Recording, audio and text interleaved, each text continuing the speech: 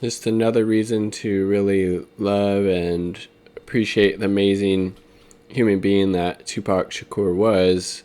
Not only obviously was he an amazing and supremely talented artist, and in my opinion, the greatest, rapper that ever lived, but his, analysis of these overarching social issues, and that he was willing to stand up and speak about that stuff, as well as, implement it into his songs and music, just adds a whole nother level of awesomeness to his legacy. And here he is in this clip, basically, describing, why riots happen, why protests happen, why, uprisings happen. Here we go. Again, you have to be logical. If I know that in this hotel room they have food every day, and I'm knocking on the door every day to eat, and they open the door, let me see the party, let me see like them throwing salami all over just like throwing food around, but they're telling me there's no food again.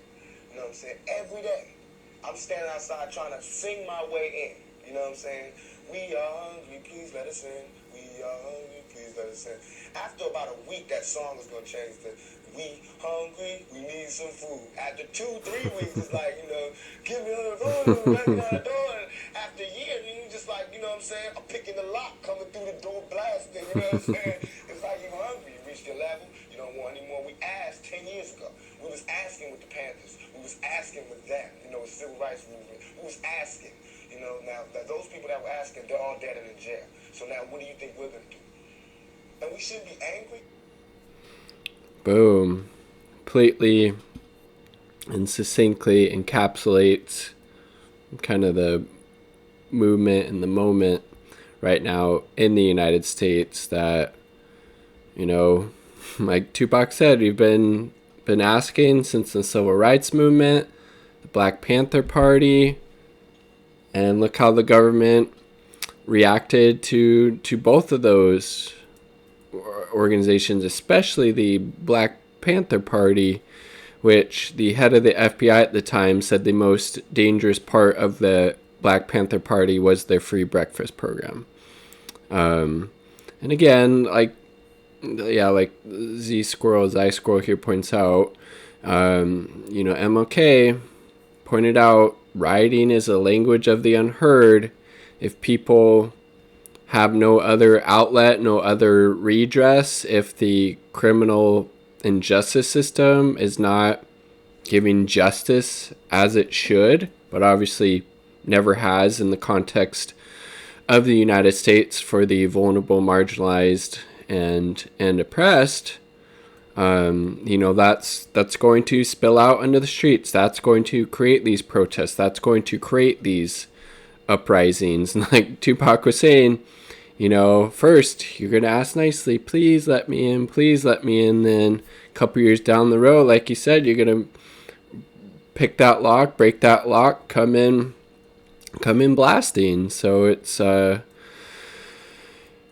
definitely lost a great one when Tupac was killed. And then this really another really amazing clip from Tupac where he's talking about just the disgusting level of income inequality in the United States, and obviously it's gotten exponentially worse, frankly, since he was alive. He was talking about somebody with $30 million.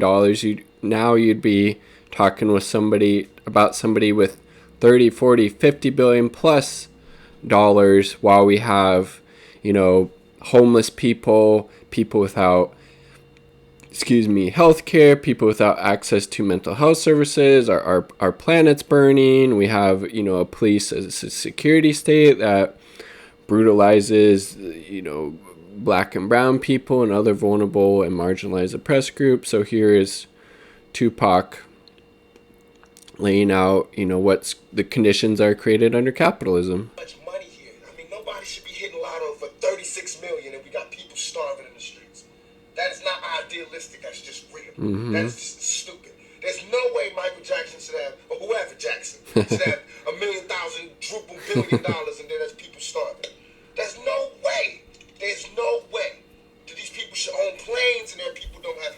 For sure. apartments, shacks, drawers, pants. We all know how hard it is, and it's not about if you good or you bad. So since it's not about if you good or you bad, we know that because he don't mean he was bad. Yep. Or don't mean he's a criminal, or don't mean he's crazy, or a drug addict, or none of that. It just means he don't got. Yep. I mean, can you imagine somebody having $32 million? 32 billion. $32 million, and this person has nothing, and you can sleep, you can still go to the movies about, I mean, and then these are the type of people that get humanitarian awards. There's too much money here. I mean, nobody should. That's awesome. And like, those are the people that get humanitarian awards, you know, like Koch brothers, Bezos, Gates, etc. And I mean, he's totally right, but we've been obviously fed this myth, this narrative in the U.S. that, well, if you just work hard enough, you can pull yourselves up by the bootstraps. You'll be the next millionaire, or now it's billionaire. If you just work hard enough, you know, you could exploit, you know, your workforce to become a 100 billionaire like Jeff Bezos, while he treats his workers like complete garbage and union bus and all of this stuff. Same with all of these big companies and corporations and CEOs. You don't become that wealthy without exploiting both people and the environment. And Tupac is so on point there. It's disgusting when you have this massive amount of wealth going to the very top, all the while huge, vast majority now is struggling mightily. Again, we're in the greatest economic crisis this country has faced since the Great Depression, and FDR always talked about his greatest accomplishment was saving capitalism in this country, and obviously now neither party is getting behind any type of bold, you know, progressive action that would actually put people back to work, put more money in people's pockets. So, you know, we're obviously at the late stage of capitalism at this point, and we'll see, you know, what the system, how it's able to adapt to keep going, but it's obviously on its downfall. And you know, rest in peace, Tupac. What an amazing talent on so many levels. Look at this. It's not surprising that Tupac would view riots and capitalism through a Marxist lens. As a teen in Baltimore, he was a member of the Young Communist League. Here's his membership card. I mean, isn't that amazing? Tupac Shakur, Baltimore, Maryland, no phone. Born in 1971. He was like, what, 25 years old or something when he was killed. And that's just amazing. I don't know. Couldn't have said it any better than Tupac did there, especially with his level of just kind of enthusiasm. And you can tell, like, it's just grounded in love and the humanity for everybody, you know, in the U.S. and that's face injustice and oppression, and he wants to see a better world. So I mean, that definitely makes sense that he was part of the you know, Communist League as a youth. I doubt he would identify as a you know, capitalist. He definitely, this type of analysis, as Z-Score points out, is definitely more of the socialist communist lens, wanting to see a society, a world that serves the interests of everybody and doesn't create this massive amount of inequality that only benefits the people at the top while everybody else struggles. I think he would be more than willing to, you know, support things like redistribution